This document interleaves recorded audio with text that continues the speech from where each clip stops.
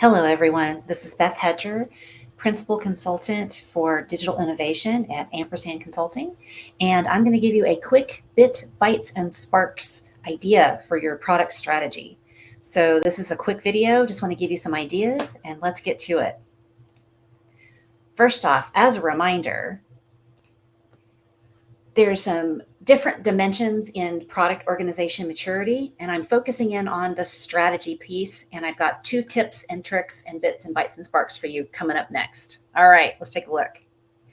So when you think about what is being prioritized on your roadmaps, this is a handy way of conceptualizing what's easy to do versus the impact. So you can have high and low impact, hard and easy implementations. So when you have a lot of noise going on in your product organization and you're trying to make the best sense of things, this is a quick way to think through with your team about where you need to focus. So clearly the 2 green items are your high value, they're easier to do, but as you get more into the lower quadrants there, begin to take some more time to think through.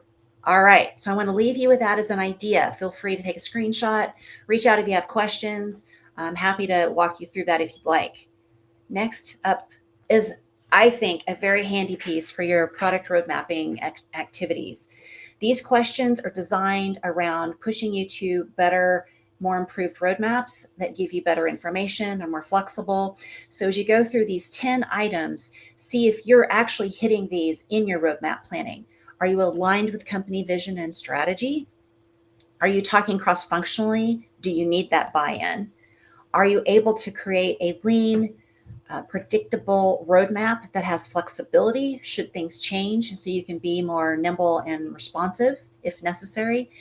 Does everyone understand the why of what is on the roadmap and what put it there?